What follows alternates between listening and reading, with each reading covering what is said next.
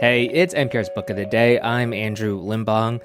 I love hearing artists talk about being inspired by a medium other than their own. Musicians inspired by books, filmmakers inspired by architecture, that sort of thing.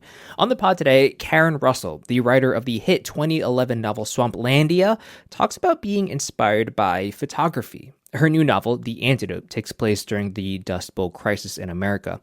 And she talks to NPR's Scott Simon about how the great photographer Gordon Parks influenced not just one particular character, but the entire worldview of the novel. That's coming up.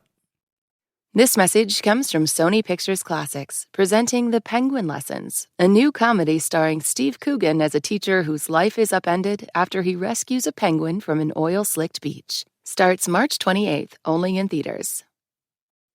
This message comes from Intuit TurboTax. Now, Taxes is matching with an expert backed by tech to get you the most money back at TurboTax.com. Experts only available with TurboTax Live. See guarantee details at TurboTax.com/guarantees. Karen Russell's sprawling new novel begins on a day called Black Sunday, set during the Dust Bowl storms in the 1930s. The story is told by Antonina Rossi. On Black Sunday, before anybody knew to call it Black Sunday, I woke up in the jailhouse to a sound like a freight train tunneling through me, an ear-splitting howl that seemed to shake the stone walls. My body trembled like a husk on the cot. My fingers clawed into the mattress. For those early moments in the dark, I was nothing but the fear of floating off. What had happened to me while I slept? It felt as if a knife had scraped the marrow from my bones. Something vital inside me had liquefied and drained away, and in its place was this new weightlessness. Karen Russell's new novel is called The Antidote, and the celebrated novelist and MacArthur Fellow joins us now from Portland, Oregon. Thank you so much for being with us. Thanks for having me, Scott. What's happening on this Sunday? This Sunday begins ordinarily, blue skies. Around 3 p.m., it looks like it's, midnight. There are these apocalyptic clouds of dust that really swallow the sun and sweep, hundreds of tons of exposed fertile topsoil across the southern plains. They reach as far as D.C. They famously dump on Congress. This was, a stretch of time where these droughts and, poor agricultural practices resulted in the dirt raining down, from the heavens. Tell us about Antonina, because she has a gift, if that's quite the way to phrase it, doesn't she?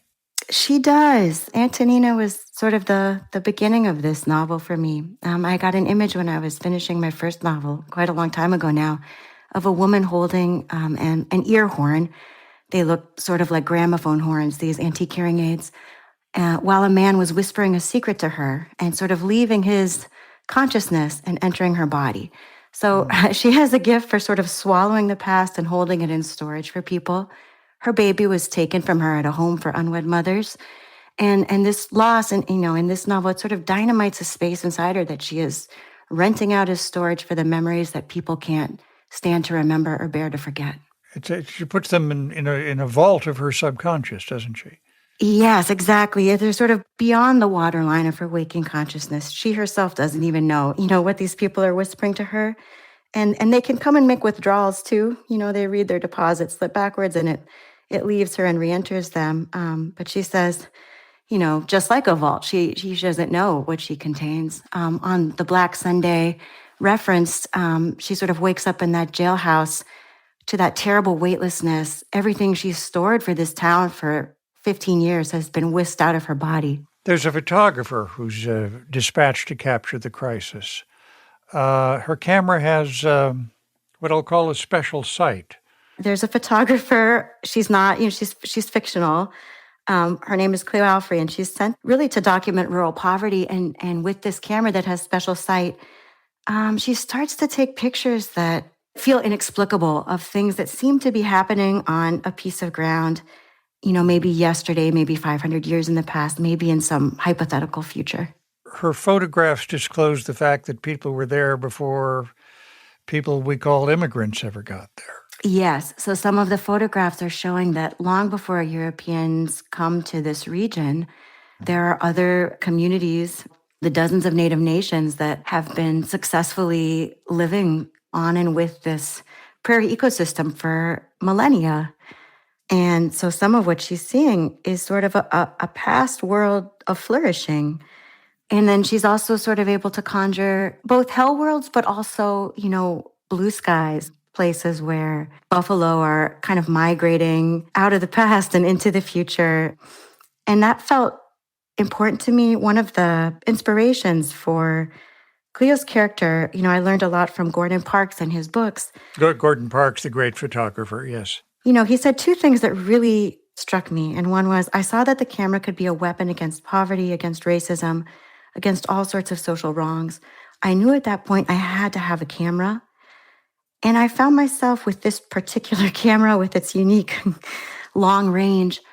We have these things installed in us in birth, and they're our imaginations, and we can do this incredible thing, conjuring these future worlds that maybe they don't exist today, but they could, and making those real.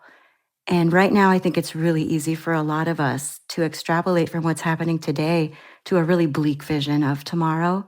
And so I think part of what I tried to do in this book is use my imagination to draw other kinds of worlds into focus. Well, you have a discussion between a couple of locals at one point, and somebody says it's a shame, but it's over and done with. Right. And I mean, if there's anything that this novel taught me, it's that the past is certainly not safely in the past, right? That it really cohabits with the present and continues to shape it.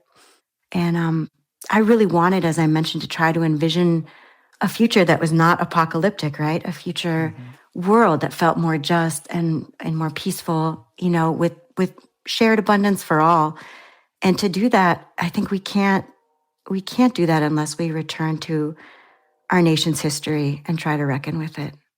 In life, isn't a certain amount of strategic forgetting the antidote, if you please, to just going on? Yes. I mean, it's humbling to write a book about the gaps in people's memories while I'm very aware of many in my own, Scott. I don't think we can hold the entire secret cargo we each carry. It can't always be present to us, right? And certainly this book isn't a full 360, right? It's not so much about like filling in all the holes as sort of illuminating what possibilities and responsibilities we might be missing. Karen Russell, her new novel, The Antidote. Thank you so much for being with us. Thank you, Scott. It was a pleasure.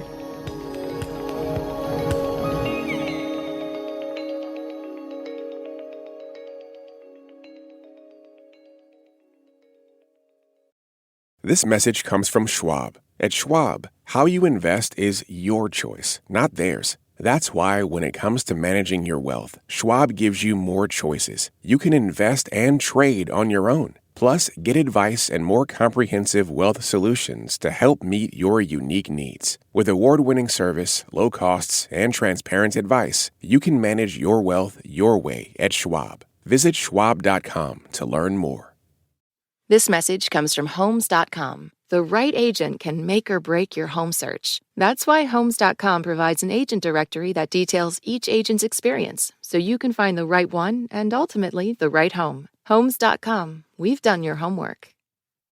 This message comes from Warby Parker. If you wear glasses, you know how hard it is to find the perfect pair. But step into a Warby Parker store and you'll see it doesn't have to be. Find a Warby Parker store near you at warbyparker.com/retail.